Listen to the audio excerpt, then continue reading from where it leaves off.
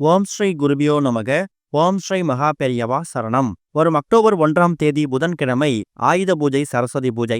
இப்ப நம்ம சொல்லக்கூடிய இந்த ஒரு மஞ்சள் மூட்டையை தயார் செய்து உங்க வீட்டோட நிலைவாசல் நீங்க கட்டி தொங்க விடுறதால இதுவரைக்கும் இருந்துட்டு இருந்த எல்லா விதமான கஷ்டங்களும் நீங்கி இனிமே வாழ்க்கையில நல்லது மட்டுமே நடக்கும். அது என்ன மூட்டை, இதை எப்படி தயார் செய்யணும்னு பார்க்கறதுக்கு முன்னாடி நம்மளோட வீடியோஸை இப்பதான் நீங்க ஃபர்ஸ்ட் டைம் பார்க்குறீங்கன்னா மறக்காம சப்ஸ்கிரைப் பண்ணிக்கோங்க. தொடர்ந்து இது மாதிரி அப்டேட் தெரிஞ்சுக்கிறதுக்கு பக்கத்தில் நோட்டிஃபிகேஷன் பெல்லை கிளிக் பண்ணி ஆல் அப்படிங்கிற செலக்ட் பண்ணிக்கோங்க. இப்போ என்ன மாதிரி மூட்டையை எப்படி தயார் செய்ய போறோம் அப்படிங்கிற பற்றி தெளிவாக தெரிஞ்சுக்கலாம். ஒரு வருஷமும் நவராத்திரி முடிஞ்சு வரக்கூடிய இறுதி நாளில் தான் நம்ம சரஸ்வதி பூஜை, ஆயுத பூஜையை கொண்டாடுறோம். இந்த ஆயுத பூஜை, சரஸ்வதி பூஜை இந்த இரண்டுமே வேற வேற இல்லை. நாம பயன்படுத்தக்கூடிய ஆயுதங்களால நமக்கு எந்த விதமான பேர் ஆபத்துகளும் வந்திருக்க கூடாது அப்படிங்கிறதுக்காகவும், அதே மாதிரி நம்ம பயன்படுத்தக்கூடிய ஆயுதங்களுக்கு நன்றி செலுத்தும் விதமாகவும் தான் ஆயுத பூஜையை கணக்கில் எடுத்துக்கிறோம். சரஸ்வதி பூஜை அப்படிங்கிறது கலைவாணியாக இருக்கக்கூடிய ஞானம், அறிவு, திறமை, ஆற்றல் இது எல்லாத்தையும் வாரி வழங்கக்கூடிய சரஸ்வதி தாயாரை வணங்குறதுக்கான அற்புதமான நாளாகவும் நம்ம எடுத்துக்கிறோம். அதனால அக்டோபர் 1ஆம் தேதி புதன்கிழமை வந்திருக்கக்கூடிய இந்த ஒரு ஆயுத பூஜை அன்னைக்கு நீங்க சரஸ்வதி பூஜையையும் சேர்ந்து வணங்கிக்கலாம். அதுக்கு மறுநாள் தசரா, அதாவது விஜயதசமி. கண்டிப்பா உங்க வீட்டில் இருக்கக்கூடிய எல்லா பொருட்களையும் நீங்க கழுவி சுத்தப்படுத்தி அதுக்கு பொட்டு வைத்து பயன்படுத்தக்கூடிய உபகரணங்களுக்கு பூக்களால், மாலைகளால் அலங்காரம் பண்ணி நீங்க தயார் செஞ்சிடுவீங்க. நிறைய பேருக்கு இந்த ஆயுத பூஜையை பகல் நேரத்துல வழிபடக்கூடிய வழக்கம் இருக்கும். புதன்கிழமையில இந்த வருஷம் ஆயுத பூஜை, சரஸ்வதி பூஜை வந்திருக்கிறதால மதியம் 12 மணிலேருந்து 1:30 வரைக்கும் ராகு காலம் இருக்கு. காலையில 7:30 மணிலேருந்து 9 மணி வரைக்கும் யமகண்டம் இருக்கு. இந்த 2 நேரங்களை தவிர்த்துட்டு மற்ற நேரங்கள்ல தாராளமா ஆயுத பூஜைக்கான, சரஸ்வதி பூஜைக்கான வழிபாட்டை நீங்க செய்யலாம். காலை நேரத்துல வழிபாடு செய்யறதுக்கான உகந்த நேரம், நல்ல நேரம் எது அப்படின்னு கேட்டீங்கன்னா சரியா 9:15 மணிலேருந்து 10:15 இந்த 1 மணி நேரம் ரொம்பவே உகந்த நேரம். ஆயுத பூஜை அன்னைக்கு காலைல அதிகாலை எந்த சுத்தபத்தமா குளிச்சுட்டு வீட்டோட பூஜை அறை, அதே மாதிரி நீங்க பயன்படுத்தக்கூடிய பொருட்கள், வண்டி, வாகனங்கள் இது எல்லாத்தையும் கழுவி சுத்தப்படுத்தி பொட்டு வைத்து நீங்க பூஜைக்கு தயார் செஞ்சு வச்சிடுங்க. சரியா 9:15 மணிலேருந்து 10:15 வீட்டுல சரஸ்வதி தாயார் போட்டோ இருக்கும். அதுக்கு பூக்களால் அலங்காரம் செய்து வீடு முழுக்க மாவிலை தோரணங்கள் கட்டி பயன்படுத்தக்கூடிய ஆயுதங்கள்ல சாஸ்திரத்துக்கு ஏதாவது 2-3 ஆயுதங்களை பூஜை அறையில வைக்கணும். குழந்தைகள் படிக்கக்கூடிய நோட்டு புத்தகங்கள்ல ஏதாவது ஒரு புத்தகம், பெரியவர்களாக இருக்கக்கூடிய நாமும் நம்ம தினமும் பயன்படுத்தக்கூடிய எழுதக்கூடிய நோட்டு, பேனா, புத்தகம், மாதம் கணக்கு எழுதக்கூடிய அந்த கணக்கு புத்தகம் எதுவா இருந்தாலும் சரி, அதை நீங்க சாஸ்திரத்துக்கு வச்சுக்கோங்க. கணவர் வேலைக்காக பயன்படுத்தக்கூடிய உபகரணங்களுக்கு கழுவி சுத்தப்படுத்தி பொட்டு வைத்து நீங்க தயார் செஞ்சு வச்சுக்கணும். 9:15 மணிலேருந்து 10:15 இந்த 1 மணி நேரம் நல்ல நேரத்துல நீங்க ஆயுத பூஜையை கொண்டாடிக்கலாம். கண்டிப்பான முறையில வீட்டோட பூஜை அறையில அவல், பொரி, பொட்டுக்கடலை இந்த 3 பொருட்களும் சேர்ந்த ஒரு கலவையை தயார் செய்து சரஸ்வதி தாயாருக்கு நீங்க சமர்ப்பிக்கணும். வீடு முழுக்க மஞ்சள் கலந்த தண்ணீரையோ இல்ல சந்தனம் கலந்த தண்ணீரையோ தெளிச்சு விடலாம். ஒருவேளை மாலை நேரத்துல பூஜை பண்ண போறீங்க அப்படின்னா மாலை ஒரு 6-7 மணிக்கெல்லாமே சரஸ்வதி பூஜைக்கான, ஆயுத பூஜைக்கான வழிபாடு நீங்க செய்யலாம். ஒரு சில பேருக்கு ஆயுத பூஜை அன்னைக்கு வீட்டில் இருக்கக்கூடிய ஆயுதங்களையும் புத்தகங்களையும் பூஜை அறையில வச்சுட்டு அன்றைக்கு மாலையோ அன்று இரவோ அதை எடுத்து விரதத்தை முடிக்கக்கூடிய பழக்கம் இருக்கும். அப்படி இல்லாதவங்க மறுநாள் விஜயதசமி அன்னைக்கு கூட நீங்க பூஜை அறையில வச்சு படைச்சிருக்கக்கூடிய அந்த ஆயுதங்களை எடுத்துட்டு நீங்க பயன்படுத்த ஆரம்பிச்சிடலாம். வண்டி, வாகனங்கள் முதற்கொண்டு நம்ம பயன்படுத்தக்கூடிய ஆயுதங்கள் வரைக்கும் அது மூலயமா நமக்கு எந்த விதமான ஆபத்துகளும் வந்துடக்கூடாது அப்படிங்கிறதுக்காக பயன்படுத்தக்கூடியது ஆயுத பூஜை. அதே மாதிரி ஞானம், அறிவு, கல்வி, ஆற்றல், திறமை இதெல்லாம் நமக்கு கிடைக்கணும் அப்படிங்கிறவங்க சரஸ்வதி தாயாருக்கும் சேர்த்து சரஸ்வதி பூஜை வழிபாட பண்ணிடுங்க. இது போக எந்த ஒரு விரத நாள், விசேஷ நாள் வந்திருந்தாலும் அன்றைய தினம் நம்ம பண்ணக்கூடிய பரிகார முறைகள் நமக்கு எக்கச்சக்கமான செல்வ வளங்களையும் பொருளாதார முன்னேற்றத்தையும் ஏற்படுத்தி கொடுக்கும். அப்படிப்பட்ட ஒரு முக்கியமான பரிகாரம் தான் இப்ப நீங்க தயார் செய்யக்கூடிய இந்த ஒரு மஞ்சள் மூட்டை.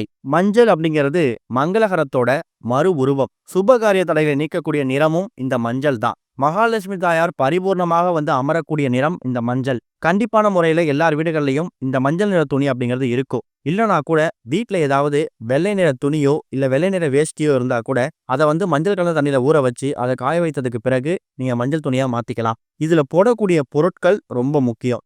எக்காரணத்தை கொண்டும் இந்த ஒரு பரிகாரத்தை பண்ணும்போது நீங்க தயார் செய்து வைத்திருக்கக்கூடிய அந்த துணி அப்படிங்கிறது ஈரம் இல்லாம காய்ந்த நிலையா இருக்கணும். அதுக்கு தகுந்த மாதிரி தயார் செஞ்சுக்கோங்க. ஆனா இதுல சில முக்கியமான பொருட்கள் போட போறீங்கல்ல, இந்த பொருட்கள் எல்லாமே நீங்க தினமும் வீட்டுல சமையலுக்காகவும் மற்ற பூஜை முறைகளுக்காகவும் பயன்படுத்தக்கூடிய பொருட்கள் தான். இந்த பரிகாரத்தை எத்தனை மணிக்கு பண்ணலாம்? ஆயுத பூஜை அன்னைக்கு காலையில 9:15 மணிலேருந்து 10:15 இந்த 1 மணி நேரம் நல்ல நேரம் சொல்லல, அந்த நேரத்துல ஆயுத பூஜைக்கான வழிபாட்டை, அந்த பூஜையெல்லாம் முடிச்சுட்டு ஒரு ஓய்வு நேரத்துல ஒரு 10 நிமிஷம் செலவு பண்ணி இந்த பரிகாரத்தை பண்ணலாம். அப்படி இல்லாதவங்க பகல் முழுக்க ஆயுத பூஜை சரஸ்வதி பூஜைக்கான வழிபாடை முடிச்சுட்டு மாலை ஒரு 6-7 மணிக்கு மேலோட தயார் செய்யலாம். நீங்க தயார் செய்து வைத்திருக்கக்கூடிய அந்த மஞ்சள் நிற மூட்டைய வீட்டோட பூஜை அறையில ஒரு தட்டு மேல எடுத்து வச்சுக்கோங்க. அதுல இப்ப நாம சொல்லக்கூடிய இந்த முக்கியமான பொருட்கள் நீங்க சேர்க்கணும். அதுல முதல் முக்கியமான பொருள் 7 1 ரூபாய் நாணயங்கள். சில்லறை நாணயங்கள் 7 இருக்கணும். அந்த 7மே 1 ரூபாய் நாணயமா இருந்தா விசேஷம். அடுத்ததா பட்டை, சமையலுக்கு பயன்படுத்தக்கூடிய வாசனை பொருள். இது சாதாரண பொருள் கிடையாது. எக்கச்சக்கமான தாந்திரிக விஷயங்களுக்கு பயன்படுத்தக்கூடிய பொருள் தான் இந்த பட்டை. வசியத்தன்மை அதிகம் இருக்கக்கூடிய ஒரு பொருள். இதுல ஒரே ஒரு துண்டு பட்டை எடுத்து போட்டுக்கோங்க.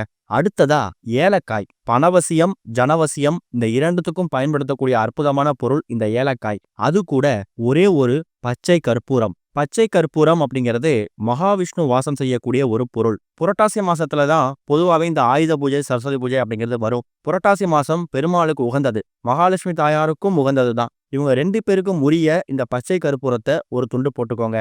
முடிஞ்சா தேவைப்பட்டா மட்டும் இந்த ஒரு பொருளை நீங்க சேர்த்துக்கலாம். அது என்னன்னா, ஆயுத பூஜை இந்த வருஷம் நமக்கு புதன்கிழமையில வந்திருக்கிறதால புதன் பகவானுக்கு உரிய, புத்திகாரகன் அழைக்கப்படக்கூடிய புதன் பகவானுக்கு உரிய பச்சை பயிறு. இது ராஜயோக செல்வ செழிப்பை உங்க குடும்பத்துக்கு கொண்டு வந்து சேர்த்துடும். இது தேவைப்பட்டா மட்டும் உங்க வீட்டுல பச்சை பயிறு இருந்தா மட்டும் நீங்க பயன்படுத்திக்கலாம். மற்றபடி நம்ம சொல்லியிருக்கக்கூடிய 7 1 ரூபாய் நாணயங்கள், பட்டை, ஏலக்காய், பச்சை கற்பூரம் இந்த பொருட்கள் எல்லாத்தையும் நீங்க தயார் செய்து வைத்திருக்கக்கூடிய அந்த மஞ்சள் நிற துணியில வச்சு, அதுக்கப்புறமா உங்களோட குலதெய்வம், இஷ்ட தெய்வம், விநாயகர் எல்லா கடவுளையும் மனசார பிரார்த்தனை பண்ணிக்கிட்டு, கடைசியா கலைவாணியாக இருக்கக்கூடிய சரஸ்வதி தாயார மனமுறிய பிரார்த்தனை பண்ணிக்கிட்டு, அந்த மஞ்சள் நிற துணிய நீங்க வைத்திருக்கக்கூடிய பொருட்களை வச்சு ஒரு மூட்டையா கட்டிக்கணும். கட்டக்கூடிய பொருள் எதுவும் வெளில விழுந்துடாத அளவுக்கு ரொம்ப சிறிய அளவு கூட நீங்க மூட்டையை கட்டிக்கலாம். பார்க்கறதுக்கு ஒரு எலுமிச்சை அளவு இருந்தா கூட போதும். இந்த பொருட்கள் எல்லாத்தையும் மூட்டையா கட்டி மறுபடியும் பூஜை அறையில ஒரு 5 நிமிஷம் 10 நிமிஷம் வச்சுக்கோங்க. விளக்குகள்லாம் எவ்வளவு நேரம் எரியுதோ அவ்வளோ நேரம் இருந்தா கூட போதும். அதுக்கப்புறம் உங்க அன்றாட வேலைலாம் முடிச்சுட்டு இரவு தூங்க போறதுக்கு முன்னாடி இந்த ஒரு மூட்டைய உங்க வீட்டோட நிலைவாசல்ல கட்டி தொங்க விடணும். அதாவது வீட்டுக்கு வெளிப்புறம். வெளியிலிருந்து வீட்டுக்குள்ள வரும்போது உங்க பார்வை இந்த மூட்டை மேல விழுற மாதிரி இருக்கணும். உங்களால ஒருவேளை புதன்கிழமை ஆயுத பூஜை அன்னைக்கு இந்த மூட்டையை தயார் செஞ்சுட்டு அதை கட்ட முடியல அப்படிங்கிறவங்க பூஜை அறையிலேயே மூட்டையை வச்சிடுங்க. மறுநாள் விஜயதசமியும் நல்ல நாள் தான். அன்றைக்கு கூட ஒரு நல்ல நேரமா பார்த்து வியாழக்கிழமை ராகு காலம் யமகண்டம் இல்லாத மாதிரி பார்த்து இந்த மூட்டையை நிலைவாசலை கட்டி தொங்க விட்டுக்கலாம். ஆனா இந்த மூட்டையை தயார் செய்யக்கூடிய நாள் அப்படிங்கிறது ஆயுத பூஜை சரஸ்வதி பூஜையா தான் இருக்கணும். சரஸ்வதி பூஜை ஆயுத பூஜை அப்படிங்கிறது பொதுவாக கல்வி ஞானத்துக்கு மட்டும் இல்ல, தொழில் செய்யக்கூடிய இடங்கள்ல, வியாபாரம் செய்யக்கூடிய இடங்கள்ல இந்த ஆயுத பூஜை சரஸ்வதி பூஜையை ரொம்ப வெகு விமர்சையா கொண்டாடுவாங்க. காரணம், அவங்களோட தொழில் பன்மடங்கு பெருகணும், அவங்களோட போட்டியாளர்கள் மாதிரியே அவங்களோட தொழிலும் விருத்தி அடையணும் அப்படிங்கிறதுக்காக தான். இந்த ஒரு பரிகாரத்தை நீங்க வீட்லயும் செய்யலாம். கடை வச்சிருக்கக்கூடியவங்க, ஆஃபீஸ் வச்சிருக்கக்கூடியவங்க அவங்க அலுவலகத்திலையும் செய்யலாம். மூட்டையை தயார் செய்யறது மட்டும்தான் கணக்கு. இல்லைன்னா அந்த மூட்டையை உங்க வீட்டில் தயார் செய்து உங்க கடைகள்லையோ இல்லை அலுவலகத்தையோ எடுத்துட்டு போய் கூட நீங்க நிலைவாசலை கட்டி தொங்க விட்டுக்கலாம். வெள்ளி மற்றும் செவ்வாய்க்கிழமையில தூப தீபம் போடுங்க. அந்த சில்லறை நாணயம் அப்படிங்கிறது அது ஒண்ணுமே ஆகாது. அதுல வைத்திருக்கக்கூடிய அந்த பட்டை, ஏலக்காய், பச்சை கற்பூரம் இது மட்டும் கெட்டு போயிருந்தா மட்டும் ஒரு 2-3 மாதத்துக்கு ஒரு முறை எடுத்து அந்த பழைய பொருட்களை தண்ணியில விட்டுட்டு மறுபடியும் அந்த ரூபாய் நாணயத்து கூட என்னென்ன பொருட்கள் எடுத்தீங்களோ அதை வச்சுட்டு எங்க எடுத்தீங்களோ அதே இடத்துல கட்டி விட்டுருங்க. அவ்வளவுதான். பார்க்கறதுக்கு ரொம்ப எளிமையான பரிகாரம் மாதிரி தெரியும். இந்த ஒரு ஆயுத பூஜை சரஸ்வதி பூஜை அன்னைக்கு இதை முயற்சி பண்ணுங்க. நல்ல முன்னேற்றம் கிடைக்கும். ஓம் ஸ்ரீ குருபியோ நமக. ஓம் ஸ்ரீ மகா பெரியவா சரணம்.